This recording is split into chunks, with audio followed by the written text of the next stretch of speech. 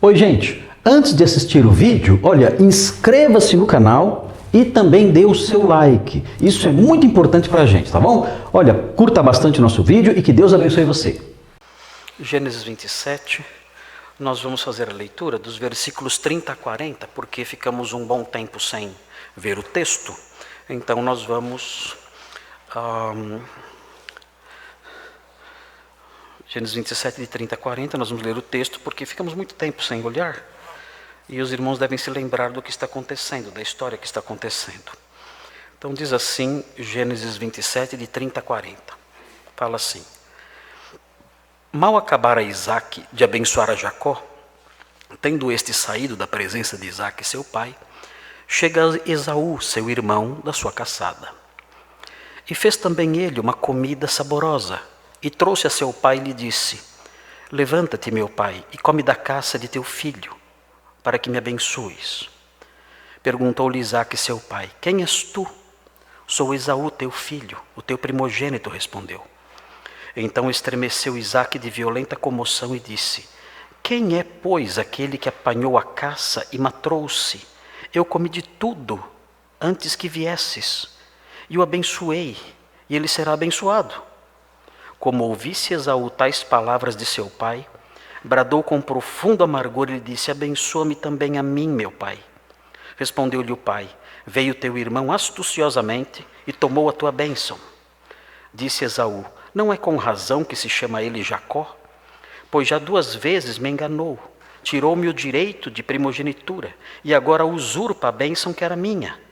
Disse ainda: Não reservaste, pois, bênção nenhuma para mim? Então respondeu Isaque a Esaú: Eis que o constituí em teu senhor, e todos os seus irmãos lhe dei por servos. De trigo e de mosto o apercebi. Que me será dado fazer-te agora, meu filho?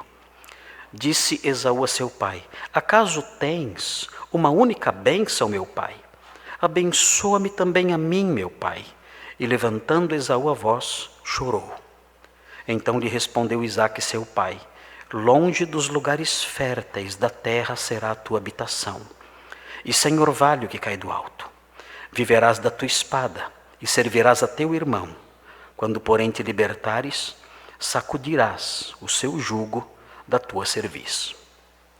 Irmãos, esse é o nosso texto. Os irmãos começaram a estudar esse texto comigo, sempre lembrando que o capítulo 27, eu tenho repetido isso várias vezes, tenho enfatizado isso, que o capítulo 27 ele é marcado por 5 quadros narrativos. Ele é dividido em 5 quadros narrativos.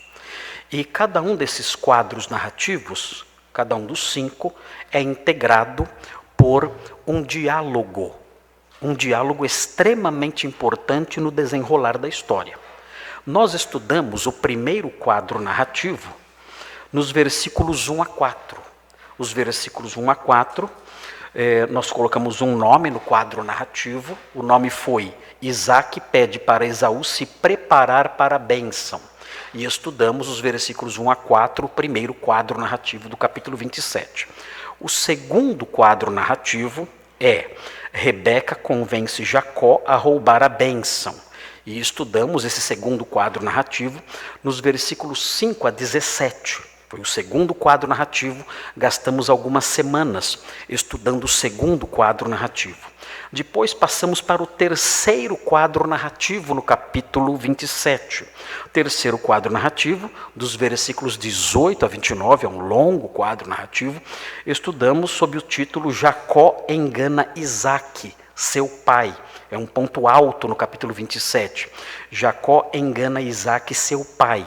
Versículos 18 a 29, estudamos, concluímos esse quadro narrativo depois de algumas semanas. E começamos o quarto quadro narrativo, que é este que lemos agora, os versículos 30 a 40. O quarto quadro narrativo, Isaque e Esaú. É um outro diálogo. Isaque e Esaú descobrem que foram ludibriados. E nós estamos estudando então esse quadro narrativo agora. O último quadro narrativo, que é dos versículos 41 a 46, é um quadro menor.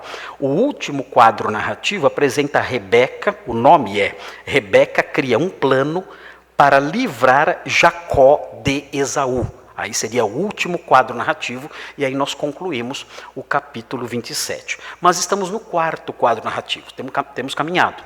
E nós já começamos a estudar o quarto quadro narrativo, já fizemos isso antes de eu ter adoecido. Nós fizemos aí as divisões do quarto quadro narrativo, e eu disse que esse quarto quadro narrativo tem componentes do diálogo. Lembrem-se, cada quadro narrativo apresenta um diálogo.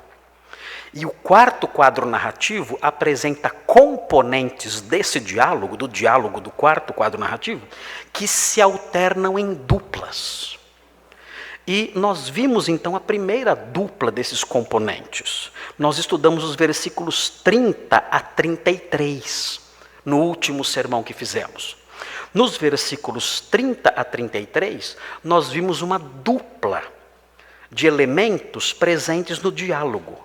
E essa dupla nós chamamos de descoberta. É quando quando Isaac descobre que foi enganado, quando o próprio Esaú também descobre que foi enganado, que seu irmão roubou a bênção. Então é o momento da descoberta e desespero. E nós vimos esses dois elementos do diálogo, a descoberta e o desespero. E falamos então sobre isso, falamos sobre os versículos 30, 31, 32 e 33. E fizemos, depois que falamos sobre esses versículos, nós fizemos uma digressão. O que é uma digressão? É quando nós fazemos um desvio do assunto para tratar de algum tema, de alguma forma relacionado ao que foi dito aí em algum momento. E nós fizemos uma digressão falando sobre os planos de Deus. Os planos de Deus que são perfeitos, que sempre se cumprem e não podem ser frustrados. E nós então fizemos essa digressão, um pequeno desvio, considerando as sugestões que existem aqui no nosso texto, no capítulo 27. E agora então nós vamos falar sobre o segundo ponto desse quadro narrativo, a segunda dupla de elementos do diálogo. E essa segunda dupla, que vamos estudar hoje, vamos olhar agora, está nos versículos 34, 35, 36 e 37. Então, esses são os versículos que vamos estudar agora. O diálogo do quarto quadro narrativo tem três duplas de elementos. A primeira dupla já estudamos. A primeira dupla é a descoberta e o desespero. Vimos isso no diálogo. Agora vamos ver a segunda dupla. A segunda dupla é angústia e realidade. Nós vamos ver isso aqui agora. Vamos ver a expressão de angústia nos personagens, o quanto eles se angustiaram, e vamos ver algo ligado à realidade disso. Porque muitas vezes, em momentos de angústia, nós procuramos consolo em palavras vãs, que não correspondem à realidade. Mas nós não podemos ser assim. Nós somos crentes. Os crentes, eles têm que enfrentar a angústia com pensamentos voltados para a realidade. Eles não podem se enganar com palavras vãs. Eles não podem criar enganos, não podem criar noções falsas, não podem criar ideias falaciosas para tentar encontrar algum conforto diante da angústia. Não, na Bíblia isso não existe. Na Bíblia a angústia não dá licença para que eu fuja da realidade. Na Bíblia a angústia, o desespero não me dá autorização para criar mundos falaciosos, fantasiosos, para eu tentar descansar em poltronas mentirosas. Não existe isso na Bíblia. Nós somos chamados, e vemos exemplos disso, nós somos chamados a enfrentar a angústia com pensamentos reais. Nós somos chamados a enfrentar a angústia com pensamentos que correspondem aos fatos e à verdade. Porque como crentes em Cristo, temos que nos portar varonilmente. Como crentes em Cristo, temos que aprender a conjugar essas coisas. Temos que aprender a enfrentar o desespero e a angústia olhando face a face, nos olhos da realidade. E passarmos por ela, por mais difícil que isso seja para nós. Então nós veremos esses dois elementos nesses versículos. A angústia e a realidade, que estão presentes nessa porção do diálogo, que está consubstanciada nos versículos 34 a 37. Então observem, vejam o que diz aqui o texto do versículo 34, angústia e realidade. Veja a angústia. Veja a expressão de angústia aqui. É algo assustador o que acontece aqui. Os irmãos estarão diante agora do versículo 34 de um dos momentos de maior desespero e angústia de toda a Bíblia. Veja o que diz o versículo 34. Diz assim: como ouvisse Esaú tais palavras, obviamente, essas tais palavras estão registradas no versículo anterior. No versículo anterior, Isaac diz a Esaú que alguém se aproximou disfarçadamente, preparou uma refeição, passando-se por Esaú, e recebeu a bênção de forma irrevogável. Ele diz: eu abençoei e ele será abençoado, não tem remédio. Essas foram as palavras que Esaú ouviu. Como ouvisse Esaú tais palavras de seu pai, e aí vem uma expressão de angústia que é gigantesca. Diz assim: bradou com profundo amargor. O texto aqui fala de um grito, de um brado amargo. O texto aqui fala de um brado, de um amargor imenso. Nós não sabemos, nós não conseguimos imaginar ao certo como foi esse brado. Nós não sabemos ao certo como isso se expressou, se foi numa frase, se foi num grito, se foi num prolongado não. Não sabemos como foi isso.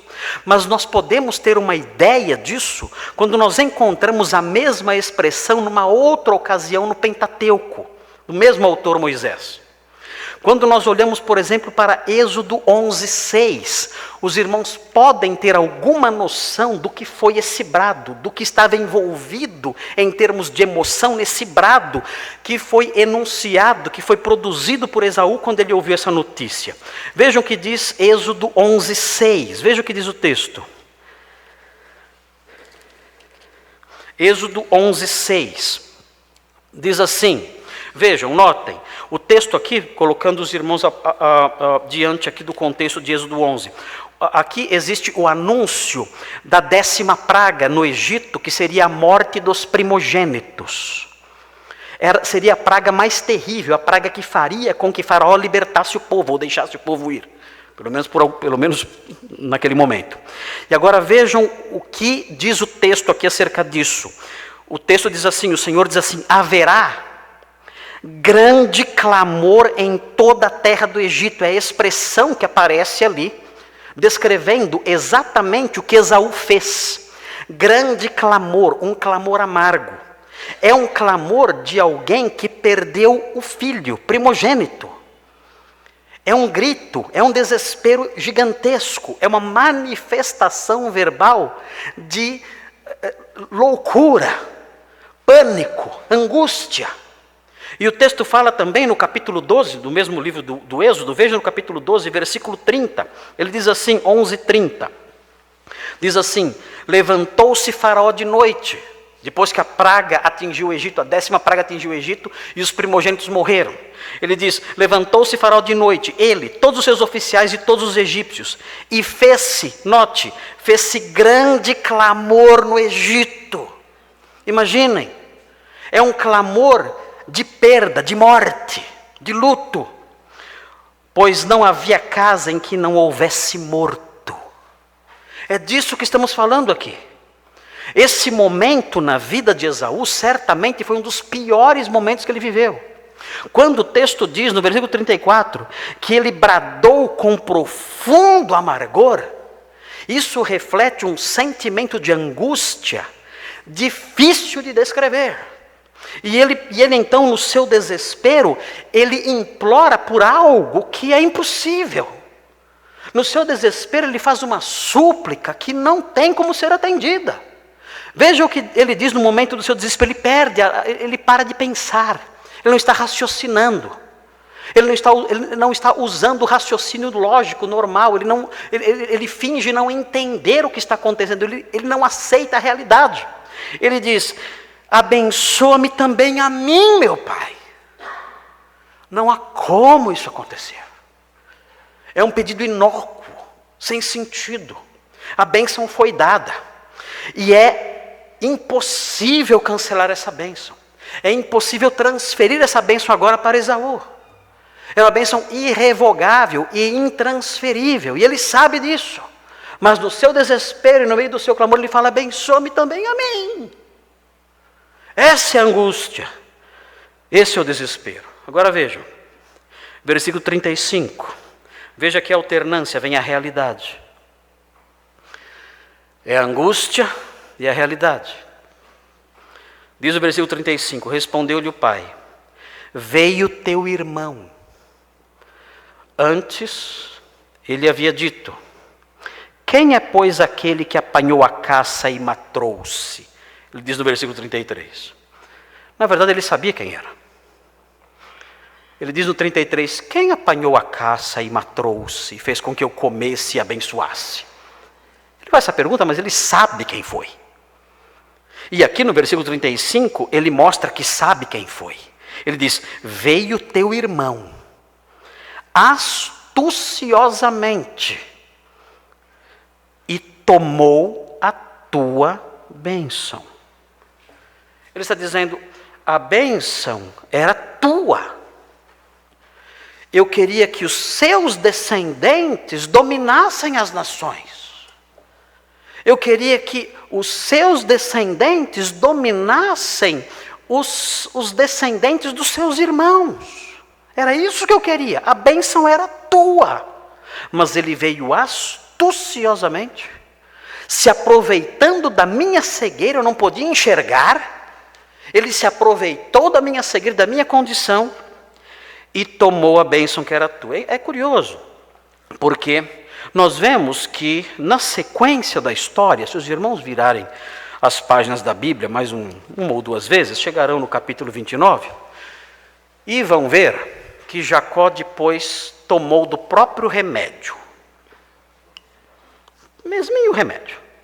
Ele também, numa condição em que ele não podia enxergar, ele foi enganado. Foi enganado também porque não podia enxergar. Vejam o capítulo 29. Vejam o versículo 21 do capítulo 29.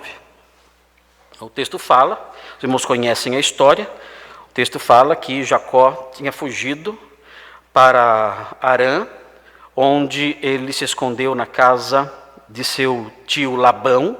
Labão tinha duas filhas, a filha mais velha, Lia, e a filha mais nova, Raquel. Eram duas moças. Lia não era uma moça bonita.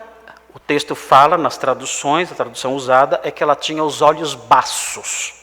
Nós não sabemos qual é o sentido disso, nem mesmo no texto original. Mas havia alguma coisa nos olhos daquela moça que afetavam a sua aparência. Talvez olhos baços signifique alguém que não conseguia enxergar direito. E por não conseguir enxergar direito, então ela tinha que se esforçar para ver. E para se esforçar para ver, ela tinha que fazer caretas. Ela era assim. Olha como eu estou bonito. Então isso afetava a aparência dela. E isso não agradava Jacó. Já a filha mais nova, Raquel, a mais moça, o texto fala no versículo 17 que ela era formosa de porte e de semblante. Talvez Lia não fosse bonita também no seu porte, não somente o seu semblante, o seu rosto, mas também o seu porte. Já Raquel era uma moça bonita de rosto, semblante e de porte. E Jacó se apaixonou por ela e disse: eu quero a sua filha mais nova. E Labão disse: você vai tê-la, mas você vai ter que trabalhar 7 anos para poder ter a minha filha mais nova. E ele fez isso. E o texto diz no versículo 20 que ele trabalhou durante 7 anos por Raquel. E estes lhe pareceram como poucos dias, pelo muito que a amava. É um versículo romântico esse, hein? Trabalhar 7 anos por uma moça, e isso parecer pouco tempo, é muito romântico isso. Eu estou casado há 27 anos, não? 28 anos. Parece que eu estou casado com você há uma semana. 28 anos? Como passou rápido? Por que passou tão rápido? Pelo muito que eu a amo. Então é um versículo romântico esse.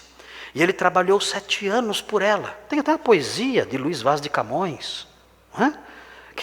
Que mostra essa história. 7 anos de pastor Jacó servia. Labão, pai de Raquel, serrana bela. Mas não servia ao pai, servia a ela. E a ela só por prêmio pretendia. Eu decorei essa poesia, muito linda. Essa poesia do Luís Vaz de Camões. E ele então trabalhou ali 7 anos, ansioso, querendo recebê-la como esposa. Mas veja o que acontece. Versículo 21. Disse Jacó a Labão: dá-me minha mulher, pois já venceu o prazo para que me case com ela. Reuniu, pois, Labão todos os homens do lugar e deu um banquete. À noite, quando ele não podia enxergar direito, não tinha iluminação fraca, à noite conduziu a Lia, sua filha, e a entregou a Jacó. E coabitaram. Ele havia bebido no banquete. Ele não enxergava direito. Quando ele acordou cedo e olhou do lado,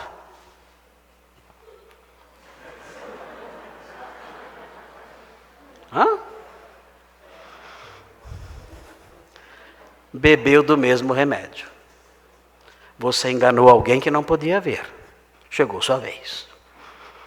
É curioso notar a ironia da história no livro de Gênesis. Você é um enganador. Você é um suplantador. Você engana pessoas em condições de fragilidade.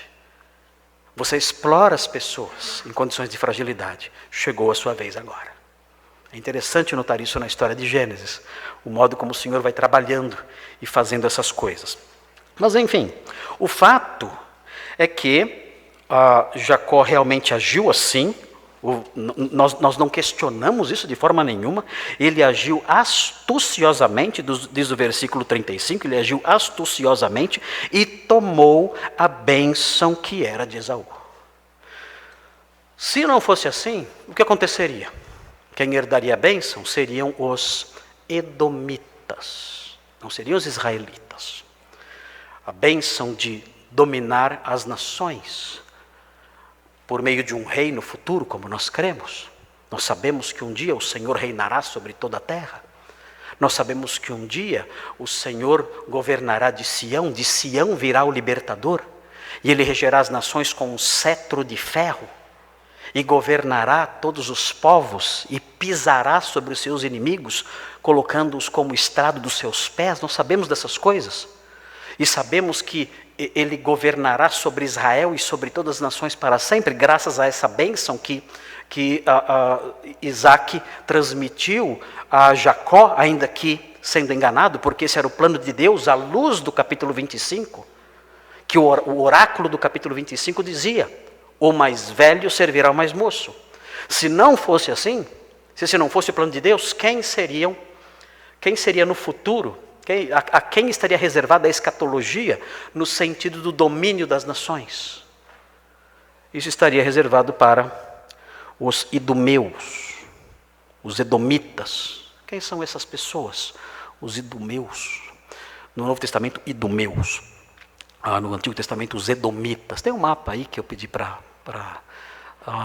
aí está. Aí Edom. Aí está Edom. Os irmãos veem ali, aquela parte amarela, está aparecendo aqui? Dá para ver? Parte amarela, dá para ver? Reino de Edom. Se quiser apagar essa luz aqui, durante a projeção, talvez ajude a ver melhor, especialmente quem está lá atrás, talvez possa enxergar melhor. Se apagar essa aqui. Acho que ajuda um pouquinho. Né? Os irmãos estão vendo aí o Mar Morto, ao sul do Mar Morto, então ficava o reino de Edom. O texto do capítulo 27, na sequência, vai dizer que os edomitas, os descendentes de Esaú é Edom. Esaú é Edom, porque ele tinha esse apelido. Edom sugere a ideia de vermelho. E Esaú tinha esse apelido, vermelho. Então o reino de Edom é o reino de Esaú.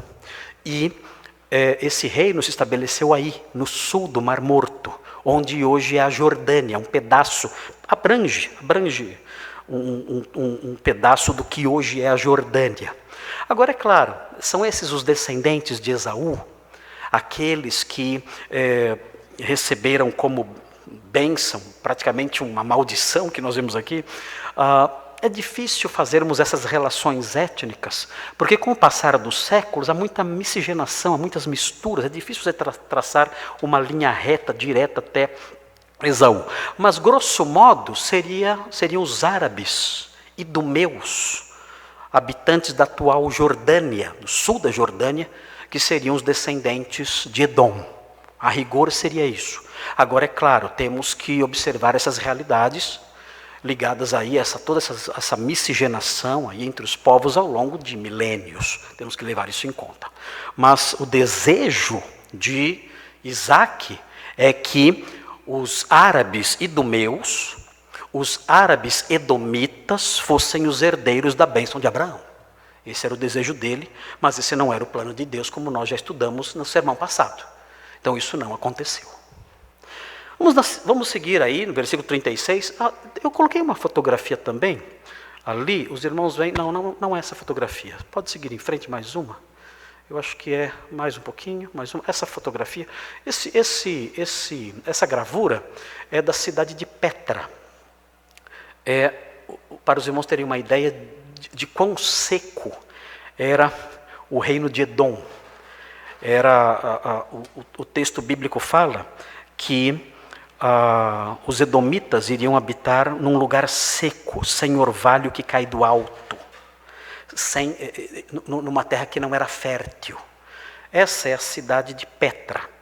Ela não é da época de Esaú, claro, ela é bem mais recente, mas ela foi construída, os edifícios dessa cidade, em Edom, foram todos construídos, esculpidos na rocha. Tão seco que é o lugar. Esse é um mosteiro. Era um templo pagão que foi transformado em mosteiro. Mas veja, esculpido na rocha. Esse era o reino de Edom. As outras fotos mostram também o reino de Edom. Os irmãos terem uma ideia de como é seco esse reino. Veremos isso no versículo 39. Mostra as outras fotos agora aí. Vejam que lugar seco. Não é um lugar fértil. Pode mostrar outra foto também. Veja aí que lugar terrível. Eles teriam que viver da espada, porque não haveria como viver das culturas aí de subsistência, criação de gado e agricultura, não teria como isso acontecer. Então foi um povo que se desenvolveu na base da espada, da guerra, como Deus disse que aconteceria. Muito bem, vamos seguir em frente, observem aí o versículo 36. Veja o desespero, agora vemos o desespero. É o desespero e a realidade. Eles estão se alternando aqui no nosso texto. O desespero e a realidade. Vejam o versículo 36, o desespero. Agora vemos aqui Esaú falando. Não é com razão que se chama ele Jacó? Jacó significa suplantador, é o enganador. Ele está dizendo, não é com razão que esse é o nome dele? Jacó, suplantador, enganador? Vejam, pois já 2 vezes me enganou. É interessante notar isso aqui. Porque aqui, até então, Esaú estava indo bem. Mas agora, ele já começa a fazer acusações falsas. Isso não é verdade. Isso não é verdade. Jacó não enganou Esaú 2 vezes. Quando ele enganou Esaú 2 vezes? Ele vai dar os exemplos aqui. É curioso notar como o desespero nega a realidade. Primeiro, ele pede, abençoa-me também a mim, meu pai. Você não está entendendo a realidade? Você, no meio da sua angústia, você não percebe o que está acontecendo? Você finge que não vê o que está acontecendo com você? Não há como eu te abençoar. Não tem jeito. E ele agora então, ele continua a negar a realidade, fazendo acusações, mesclando acusações verdadeiras com falsas. Vejam, ele diz, ele já 2 vezes me enganou. Primeiro, de que forma ele me enganou pela primeira vez? Ele tirou-me o direito de primogenitura. Isso não foi verdade. Ele não disse a verdade aqui. Não houve engano nenhum na questão da primogenitura. Os irmãos devem se lembrar, virando as páginas da Bíblia, chegando no capítulo 25, ele fez o que fez de livre consciência, espontaneamente, sem ser enganado. Virem as páginas da Bíblia, vejam, no capítulo 25. Veja o que aconteceu, capítulo 25, versículo 29, só para os irmãos lembrarem, já estudamos isso bastante aí há alguns meses atrás. Capítulo 25, 29 a 34, veja o que diz. Tinha Jacó feito um cozinhado, quando esmorecido veio do campo Esaú, e lhe disse, peço-te que me deixes comer um pouco desse cozinhado vermelho, olha aqui o nome dele aqui, vermelho, pois estou esmorecido, daí chamar-se Edom, Edom vermelho. Disse Jacó, vende-me primeiro o teu direito de primogenitura. Não está enganando? Ele falou, venda seu direito de primogenitura. Ele respondeu, estou a ponto de morrer, de que me aproveitará o direito de primogenitura? Ele não foi enganado. Então disse Jacó, jura-me primeiro. Ele jurou e vendeu o seu direito de primogenitura a Jacó, sem ser enganado. Versículo 30, deu, pois, Jacó a Esaú pão e o cozinhado de lentilhas. Ele comeu e bebeu, levantou-se e saiu. Assim desprezou Esaú seu direito de primogenitura. Não foi enganado. Vendeu, por que isso?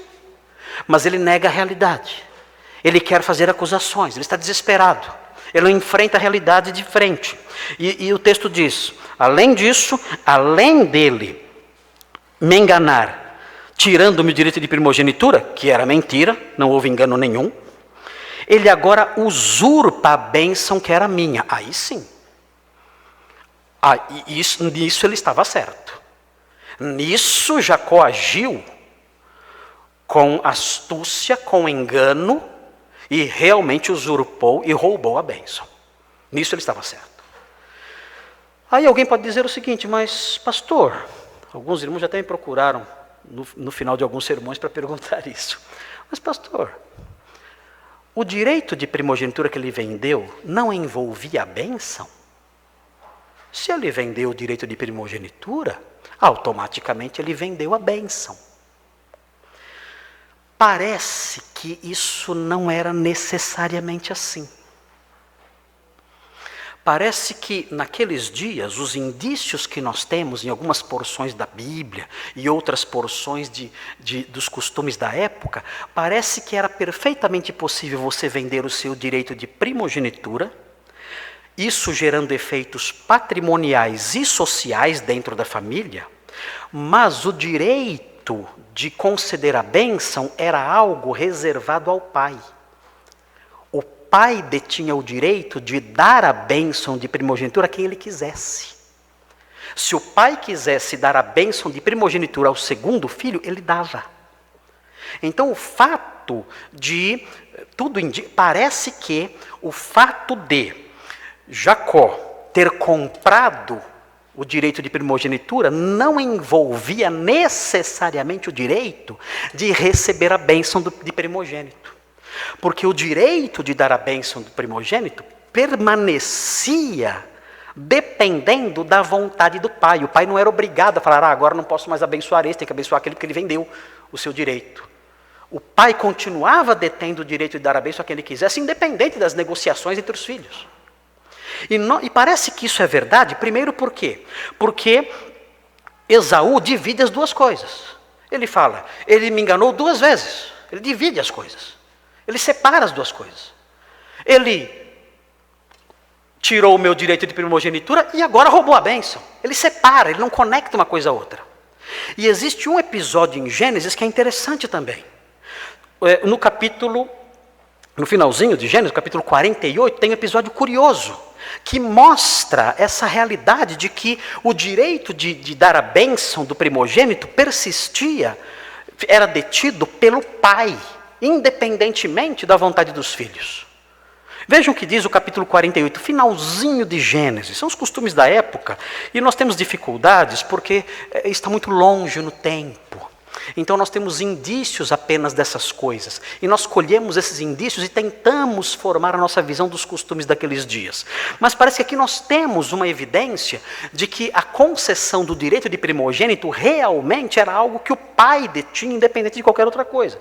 Veja o que acontece, uma história curiosa acontece aqui. Veja no capítulo 48, versículo 11, diz assim: Então disse Israel Jacó, aqui velhinho, aqui é Jacó velhinho falando com José. Os irmãos vão aprender a história de José daqui a algumas décadas. Quando chegarmos na história de José, os irmãos vão aprender quem é José. É a história mais emocionante da Bíblia. É a mais emocionante. Eu nunca consegui ler a história de José sem chorar. Nunca. Não me lembro. É tocante demais. É lindíssima essa história. E aqui nós estamos no final da história de José, finalzinho do livro de Gênesis. Então o que acontece? Jacó, chamado aqui de Israel, já tinha mudado o nome dele, já não chamava mais, ele se chamava Jacó, mas também tinha recebido de Deus o nome de Israel. E ele então, Israel velhinho, ele conversa com José, esse filho que vai dominar toda a história a partir aí de um certo ponto do livro de Gênesis. Ele diz assim: Eu não cuidara ver o teu rosto, e eis que Deus me fez ver os teus filhos também, 2 filhos. José tinha 2 filhos. E Israel viu os 2 filhos. E José, tirando-os dentre os joelhos de seu pai, inclinou-se à terra diante da sua face. Depois tomou José a ambos, os 2 meninos, a Efraim na sua mão direita, à esquerda de Israel, e a Manassés na sua esquerda, à direita de Israel, e fê-los chegar a ele. Para quê? Para ele abençoar os 2 meninos. A mão direita tinha que estar sobre o filho mais velho, e a mão esquerda sobre o filho mais novo, para que o filho mais velho recebesse a bênção de primogênito. Vejam o que acontece. Mas Israel, Jacó, estendeu a mão direita e a pôs sobre a cabeça de Efraim, o mais novo, que era o mais novo, e a sua esquerda sobre a cabeça de Manassés, cruzando assim as mãos. Não obstante ser Manassés o primogênito, ele decidiu que ia dar a bênção do primogênito para o mais novo. Ele tomou a decisão. Ele fez assim. Inverteu. E aí veja o que acontece. E abençoou a José, dizendo: O Deus em cuja presença andaram meus pais, Abraão e Isaque, o Deus que me sustentou durante a minha vida até este dia, o anjo que me tem livrado de todo mal, abençoe estes rapazes, seja neles chamado o meu nome e o nome de meus pais, Abraão e Isaque, e cresçam em multidão no meio da terra. Vendo José que seu pai pusera a mão direita sobre a cabeça de Efraim, foi-lhe isso desagradável. E tomou a mão de seu pai para mudar da cabeça de Efraim para a cabeça de Manassés. Pai, você está caduco. Você inverteu os braços. Você está abençoando a pessoa errada. O primogênito é outro. Eu já coloquei na posição certa. 18. E disse José a seu pai: Não assim, meu pai, pois o primogênito é este. Põe a mão direita sobre a cabeça dele. Mas seu pai o recusou e disse: Eu sei, meu filho, eu sei. Ele também será um povo. Também ele será grande. Contudo, o seu irmão menor será maior do que ele, e a sua descendência, uma multidão de nações. Assim os abençoou, naquele dia declarando: Por vós Israel abençoará, dizendo: Deus te faça como a Efraim e como a Manassés. E pôs o nome de Efraim adiante do de Manassés. Ele decidiu quem receberia a bênção da primogenitura. Então parece que Esaú estava certo. O pai, Isaque, tinha o direito de escolher a quem dar a bênção, independentemente da venda da primogenitura. Mas o que aconteceu? Jacó enganou o pai e realmente roubou a bênção. Essa era a realidade. Essa era a realidade que Esaú não queria aceitar. O texto prossegue. E agora usurpa a bênção que era minha. como já lemos. Disse ainda, e aí vem outro fator importante aqui, observem esse fator importante presente sutilmente aqui na narrativa. Ele diz assim: não reservaste, pois, bênção nenhuma para mim? Talvez os irmãos não consigam perceber o que está presente aqui nessa frase, mas nessa frase está implícita uma pequena acusação contra o pai. Ele está dizendo: pai, você foi tão descuidado assim? Você não percebeu nada? Você derramou tudo sobre ele descuidadamente? Não teve cautela nenhuma? Existe aqui uma acusação sutil, uma acusação velada. Ele acusa de modo parcialmente injusto o seu irmão Jacó, e agora ele faz uma acusação sutil contra o seu pai, dizendo: você foi precipitado, você agiu de modo temerário, você não reservou nada para mim, você não percebeu que tinha alguma coisa errada, não é possível. E o texto prossegue, e aí vem a realidade, mais uma vez. Existe essa tentativa de Esaú, no meio da angústia, de culpar pessoas, de fazer acusações falsas, de clamar por coisas que não podem acontecer, de fazer-se de mal entendido. E aí vem a realidade cruel. Aqui, o versículo 37 mostra uma realidade crudelíssima. Não que Isaac seja insensível, ele já mostrou sua sensibilidade, ele teve um colapso. Quando ele descobriu que foi enganado, ele estremeceu terrivelmente, ele quase teve um colapso. Ele mostrou já que se importa, que está desesperado. Mas ele mostra a realidade crua, que é terrível, quando temos que enfrentar no momento de angústia. E qual é a realidade crua? Ele diz no versículo 37, então respondeu Isaac a Esaú. E aí vem a real, como dizem os manos, né? Aí vem a real. E a real é a seguinte: eis que o constituí em teu Senhor. Ele vai reinar sobre você. Essa é a realidade. Você gritou, você clamou, você chorou, você bradou como alguém que está de luto, e com razão. É terrível isso. Ele realmente herdou a bênção e não há o que fazer. E o seu desespero me afeta. Eu fui até fisicamente afetado pelo seu desespero. Mas a realidade é essa: eis que o constituí em teu Senhor, e todos os seus irmãos lhe dei por servos. De trigo e de mosto o apercebi. Eu dei tudo para ele. Ele vai reinar. Os descendentes dele vão reinar sobre os seus irmãos, sobre os povos todos, gerados por eles. Ele vai receber trigo e mosto.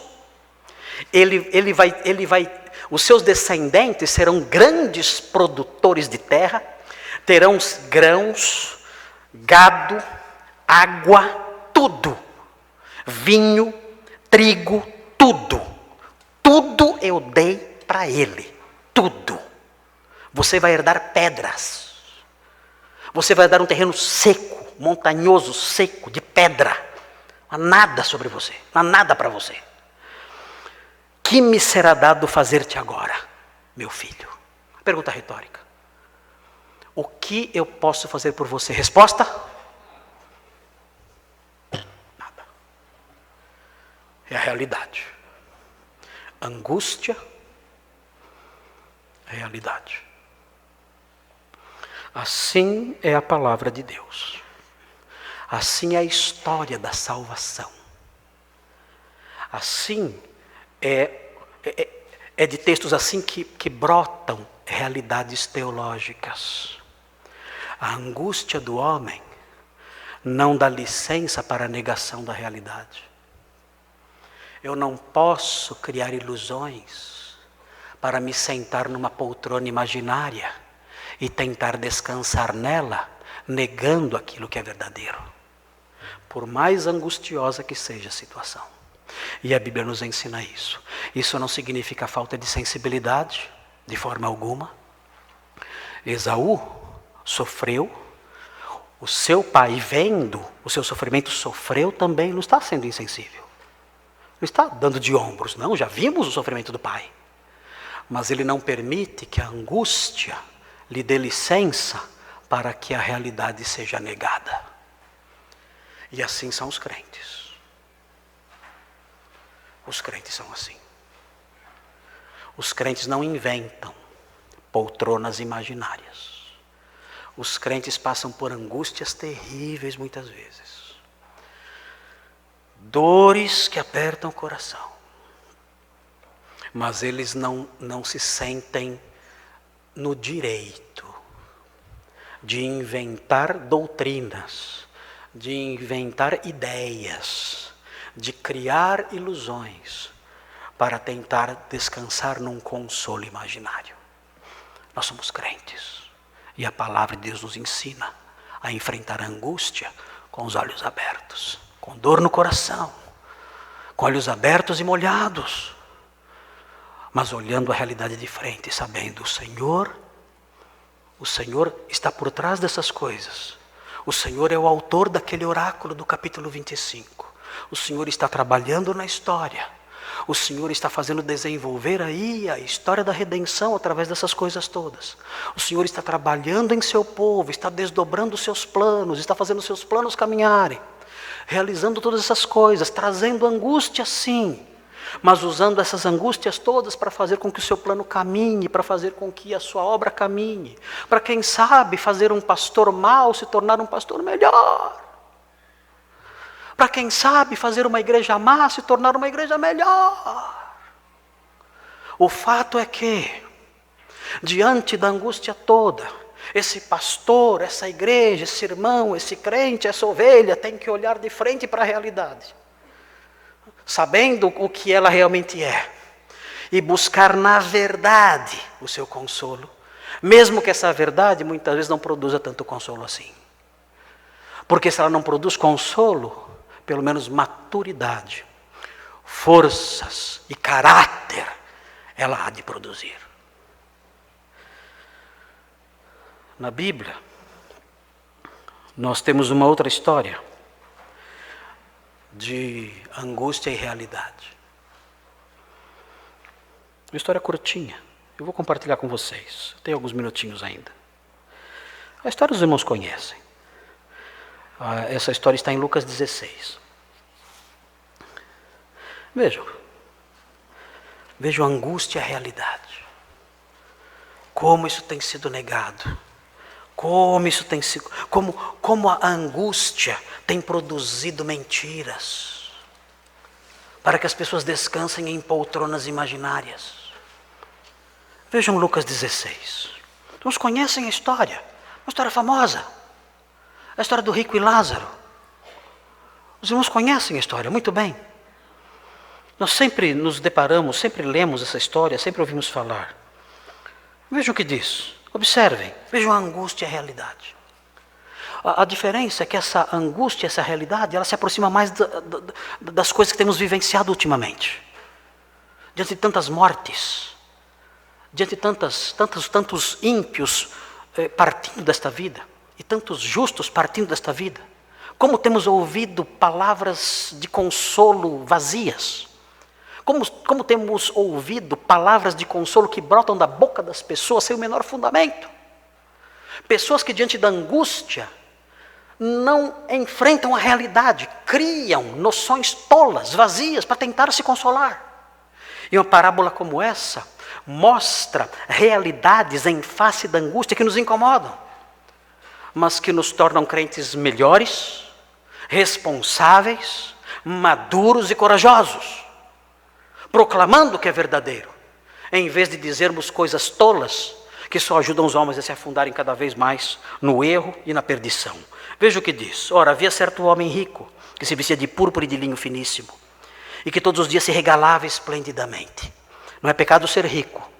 Se você quiser ser rico, só não lute muito por isso, porque a Bíblia fala que os que querem ser ricos, eles acabam se envolvendo em muitas dores. Mas se você se tornar rico, isso não é pecado. Ninguém vai para o inferno porque é rico. Tem bastante rico no céu. Não tem bastante, mas tem alguns. A Bíblia fala, o apóstolo Paulo escreve aos Coríntios dizendo que Deus não chamou muitos de nobre nascimento, Deus não chamou muitos ricos, mas há ricos no céu. Abraão era rico, está no céu. E há outros.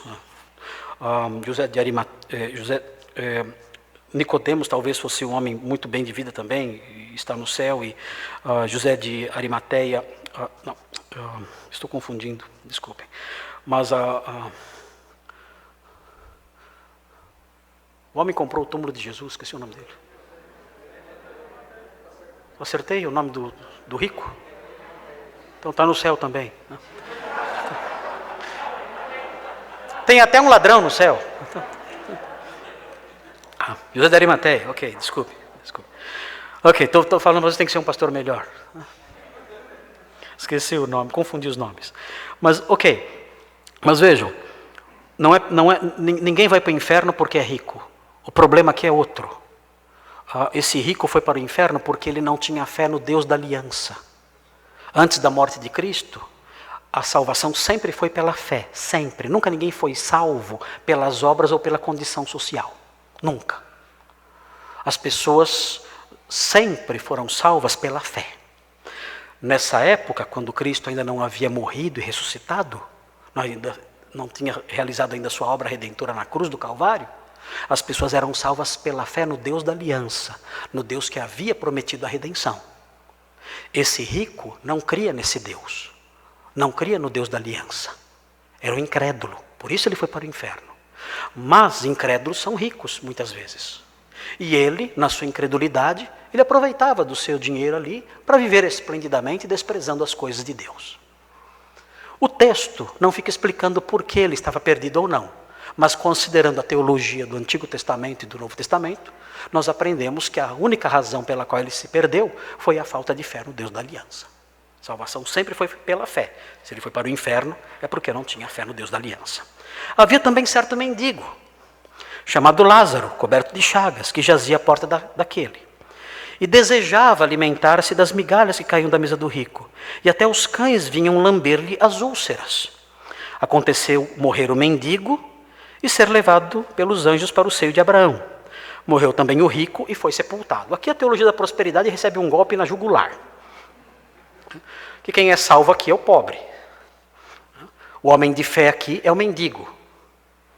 O homem de fé aqui é aquele que queria comer migalhas. E os cães lambiam as suas úlceras. Ele era mendigo não por ser vagabundo. Ele era mendigo porque era doente. Mendigar não é errado. As pessoas mendigavam na época, mas mendigavam porque não podiam trabalhar. Se alguém mendiga podendo trabalhar, não é o mendigo bíblico que deve ser ajudado. Se alguém mendiga podendo trabalhar, esse alguém tem que passar fome. A Bíblia diz: aquele que não trabalha, que também não coma. Então não dê esmolas para mendigos saudáveis. Dê esmolas para mendigos que não podem trabalhar, que era o caso de Lázaro. Ele não podia trabalhar, era doente, tinha úlceras, várias feridas no seu corpo.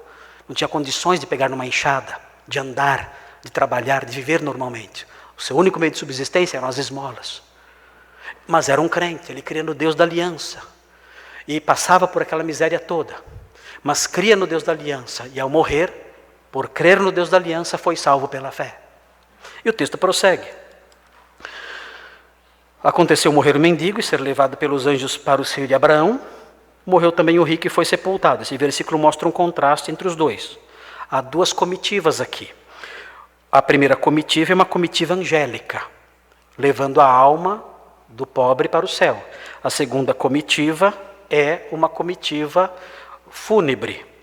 É um féretro, levando o rico para a sepultura. São duas comitivas, são dois trajetos sendo trilhados aqui por cada um deles. Vejam 23. No inferno, aqui o rico no inferno, estando em tormentos, levantou os olhos e viu ao longe a Abraão e Lázaro no seu seio. O que significa isso? É uma expressão curiosa aqui, porque no texto em português, permaneceu essa noção de seio de Abraão. O que é seio de Abraão? É uma expressão infeliz, essa expressão, porque Abraão é homem, homem não tem seio, mas essa expressão permaneceu. Seio de Abraão. Santo Agostinho, ele nas suas confissões, ele fala dos seus amigos que morreram e estavam no seio de Abraão, seja lá o que isso signifique. Ele não sabia o que era seio de Abraão.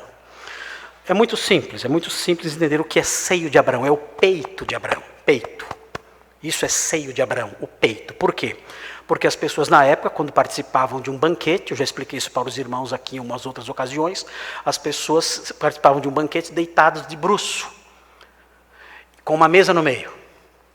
E então elas se debruçavam sobre o braço e ficavam como que recostadas no peito da pessoa ao lado, comendo ali do prato na mesa central. Era o chamado triclínio. O nome disso era triclínio. O triclínio ficava ao centro, você se deitava ali, a mesa ficava ao centro, você se deitava no triclínio, debruçava-se aqui sobre o seu braço, a pessoa ao seu lado com o peito virado para cá, você ficava como que deitado próximo do peito da pessoa, e esticando a mão direita e comendo. Então, por isso, você ficava reclinado no peito da pessoa. É isso que acontece aqui. Lázaro está no peito de Abraão. O que ele está fazendo? Comendo. É um banquete. É outro contraste.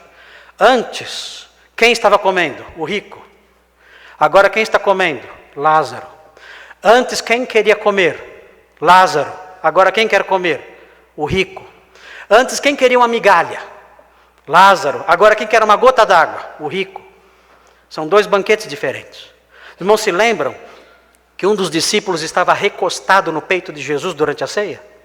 Não se lembram disso? O movimento LGBT fala que ele estava deitadinho no ombro de Jesus, Jesus fazendo carinho nele, porque os dois eram gays. Essa gente que profana tudo que é sagrado, tem coragem de, da boca imunda deles, fazerem brotar essas sujidades todas. Na realidade, o que estava acontecendo na ceia era um triclínio. Quando diz que o discípulo estava recostado no peito de Jesus, era a posição dos banquetes da época. É isso que significa estar recostado no peito de Jesus. E aqui acontece a mesma coisa. Nós vemos aqui então esse banquete. Os dois banquetes são mencionados. E aí vem a angústia.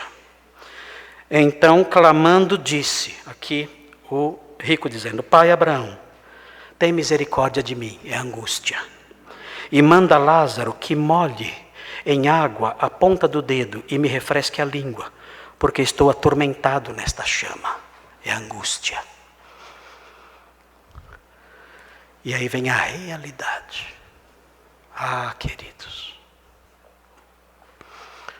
como o cristianismo é doce e como ele pode ser amargo.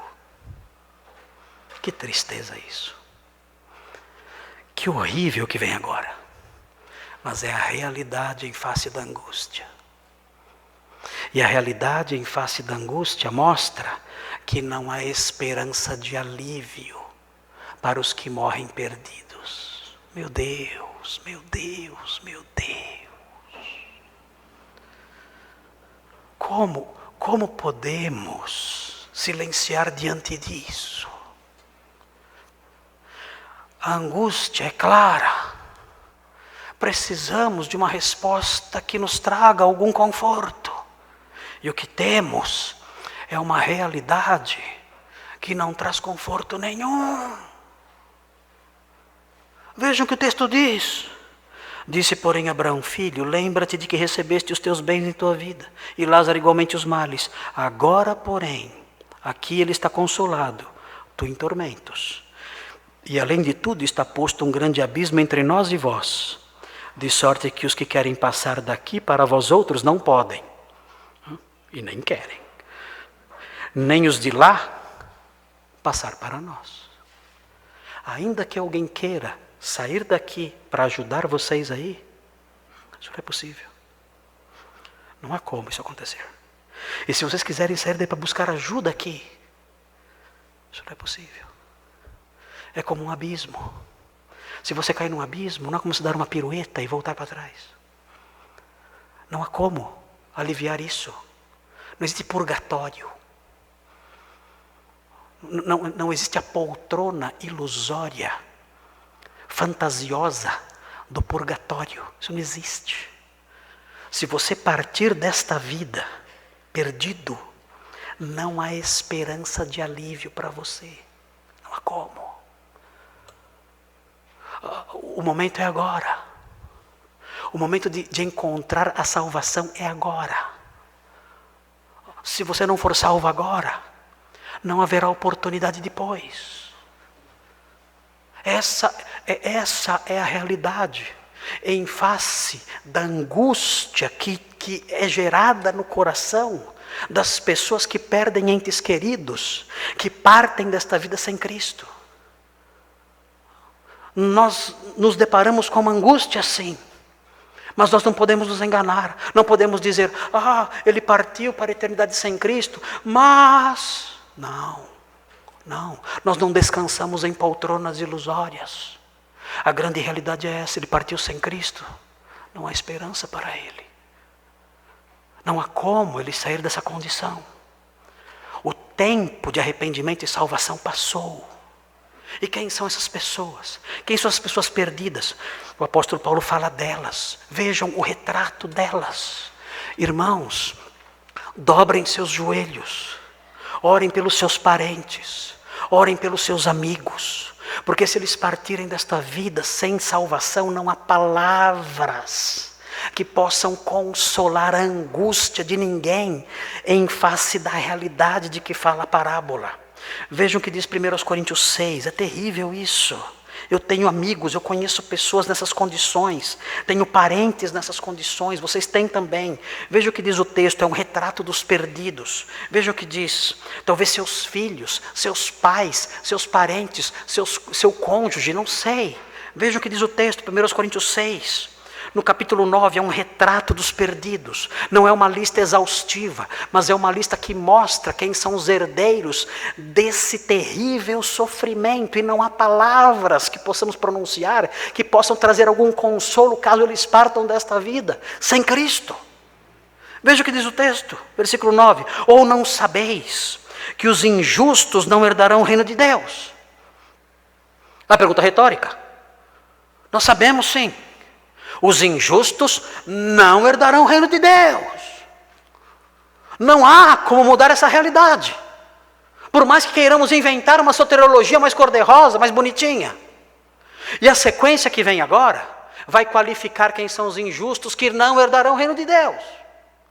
O que vem na sequência são cláusulas explicativas. Como nós chamamos, cláusulas epesegéticas, que explicam o que significa a palavra injusto. Veja o que diz, quem são os injustos? O texto diz, não vos enganeis, é o grande problema.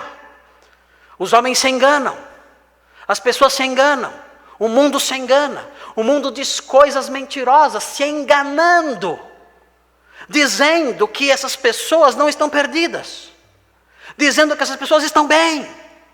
Não vos enganeis, existe aqui uma grande possibilidade de nós nos enganarmos com palavras fictícias, com palavras vãs, com mentiras. E Paulo nos alerta, não se enganem. Aqui existe uma grande tentação de você se auto-enganar. Aqui existe um grande potencial de você criar ideias para se auto-enganar. Não se enganem. A angústia existe. E o engano não vai mudar isso. Seja realista diante do que a palavra de Deus diz, não se engane. E ele então vai qualificar os injustos que não herdarão o reino de Deus. Quem são? O texto diz, nem impuros, são os impuros sexuais. A palavra significa impureza sexual.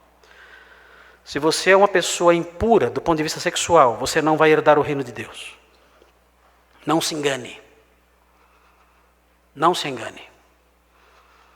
Se você é impuro do ponto de vista sexual, você não vai herdar o reino de Deus. Não se engane.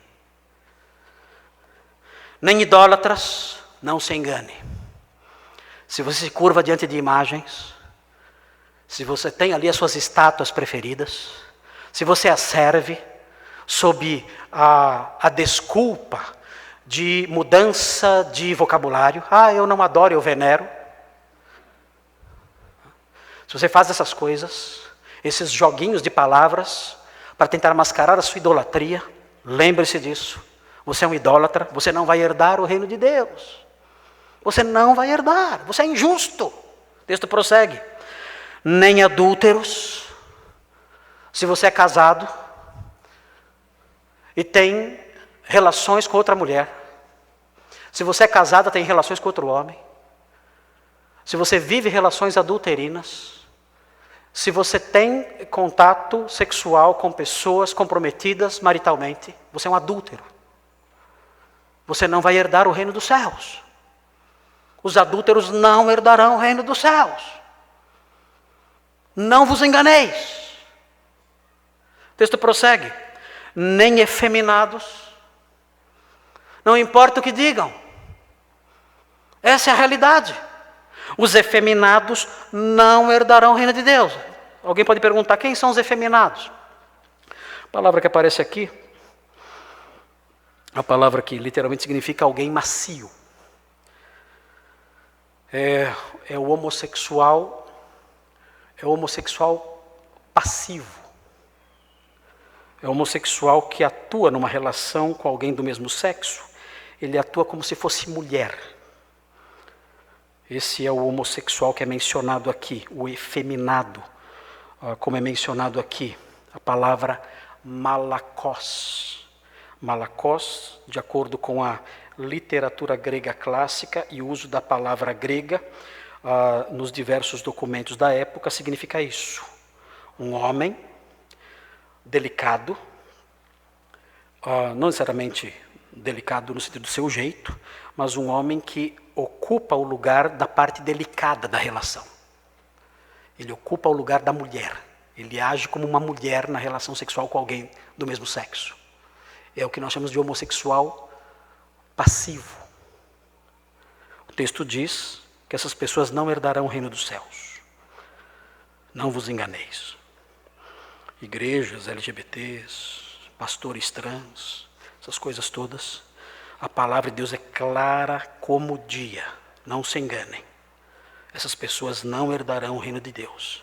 E se você aprova essas coisas, você pensa como o diabo ensina essas pessoas. Você é um discípulo do diabo. Se você aprova essas coisas, se você se irrita com o que eu estou dizendo agora, enquanto eu repito a palavra de Deus, saiba, quem moldou o seu pensamento foi o diabo. Porque você pode não praticar essas coisas, mas você apoia quem pratica. E a Bíblia condena igualmente quem pratica e quem apoia quem pratica. Romanos capítulo 1. O texto prossegue.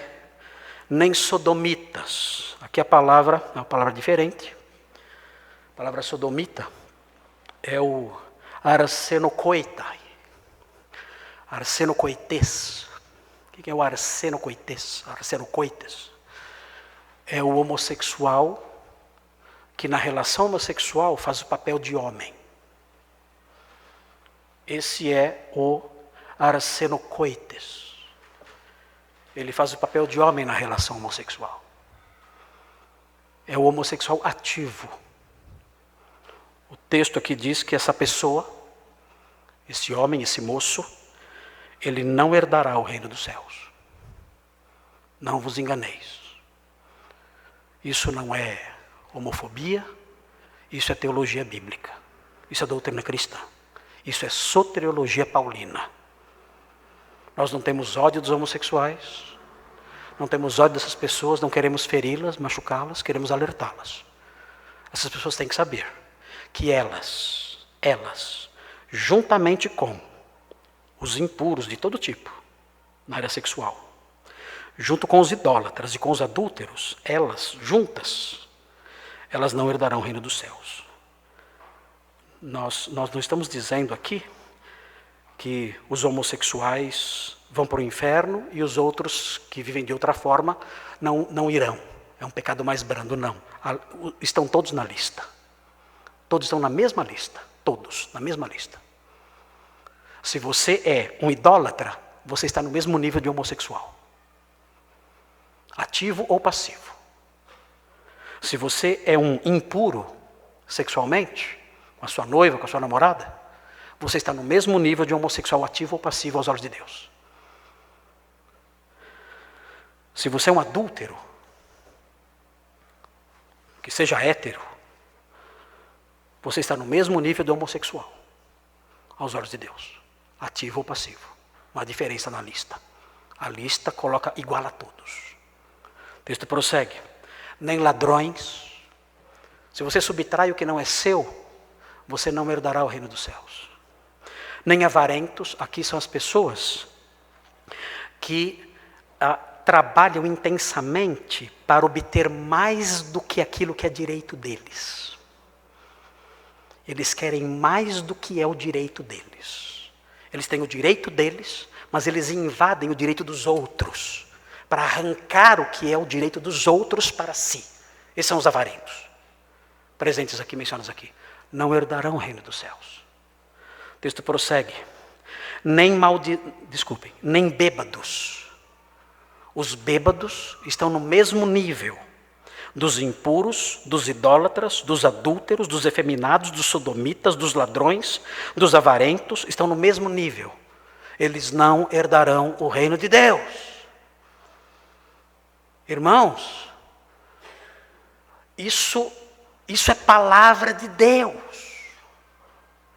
É duro, é pesado. Mas é o que a palavra de Deus diz, não brinquem com essas coisas. Não vos enganeis. Não vos enganeis.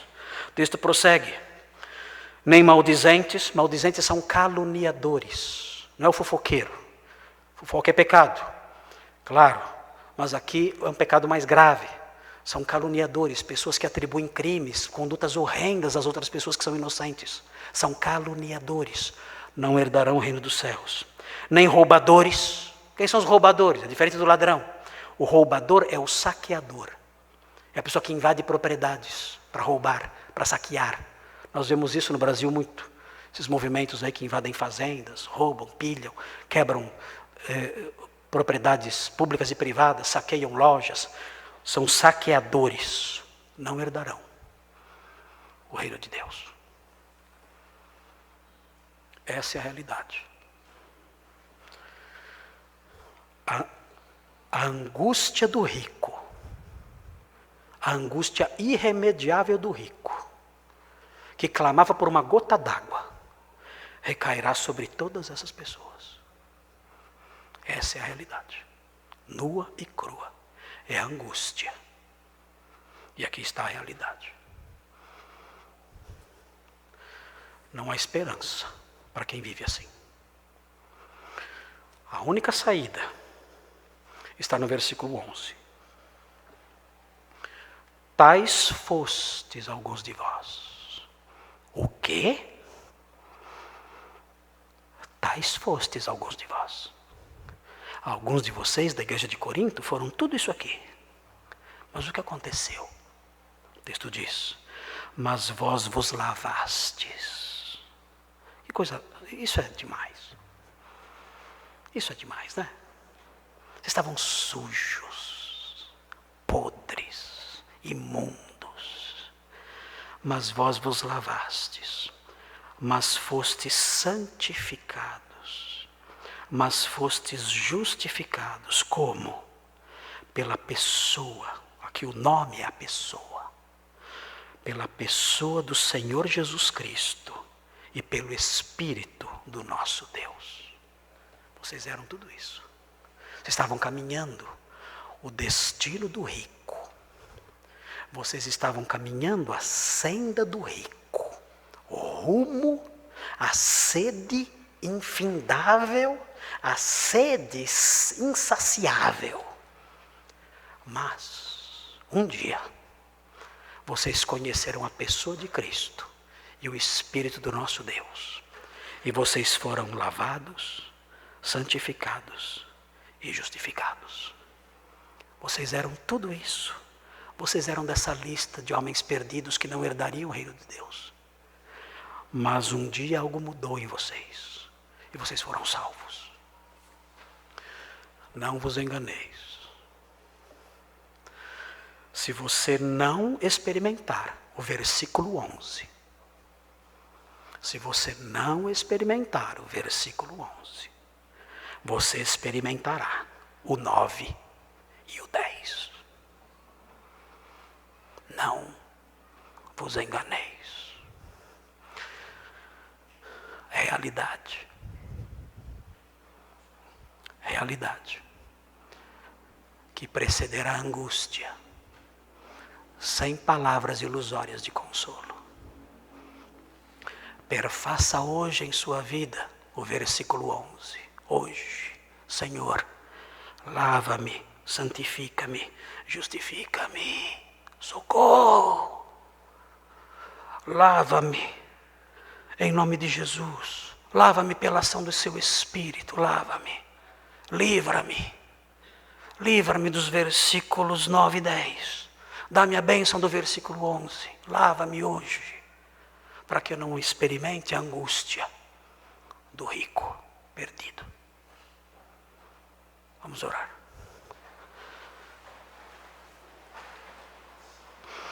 Santo Deus, tem misericórdia dessa nação. Vivemos, ó Deus, numa nação de perdidos, caminhando para o abismo, onde ainda hoje o rico lamenta, onde ainda hoje o rico sente sede, onde ainda hoje o rico é atormentado nas chamas. Vivemos numa nação de roubadores, de caluniadores, de imorais, de ladrões, de saqueadores, de mentirosos, de injustos, de impuros, de idólatras, todos caminhando para o encontro do rico sedento. Oh Deus, tem misericórdia do nosso povo. Faça com que o seu evangelho se levante, para que as pessoas parem de se enganar e ouçam a verdade. E faça com que elas, ó Deus, conhecendo a verdade, sejam lavadas, purificadas, santificadas, justificadas. Tem misericórdia, ó Deus. Faça seu evangelho se levantar e brilhar. E tem misericórdia dos que estão aqui nesta noite, porque eu sei, ó Deus, que há pessoas aqui nesta noite que estão enquadradas nos versículos 9 e 10 e nunca experimentaram o versículo 11. E estão caminhando na direção do rico. Ó Deus, tem misericórdia delas, para que ainda hoje se curvem aos seus pés e sejam salvas. Ajuda-nos, ó Deus, a aprender essas coisas, a proclamar essas coisas. Ajuda-nos a sermos fiéis ao que a sua palavra ensina, num mundo que abandonou a verdade e que vive criando histórias tolas para tentar se consolar em meio às suas sujidades, achando que tudo está bem, quando não está. Ajuda-nos a abrir os olhos das pessoas, dá-nos coragem e força, enche nosso coração de amor para anunciar a verdade a elas, dobra os nossos joelhos para que oremos por elas, para que haja salvação, transformação entre as pessoas que conhecemos e nesse país que caminha para o abismo. Em nome de Jesus pedimos. Amém. Oi pessoal, eu espero que vocês tenham gostado do vídeo e olha, por favor, não esqueçam de dar o seu like, não esqueçam de se inscrever no nosso canal, isso é muito importante para nós, e também não se esqueçam de compartilhar. O nosso objetivo é divulgar a palavra de Deus e queremos que você seja um cooperador aí trabalhando com a gente nesse esforço de fazer a mensagem do Senhor chegar o mais distante possível ao maior número de pessoas, tá bom? Contamos com vocês. Tchau, tchau.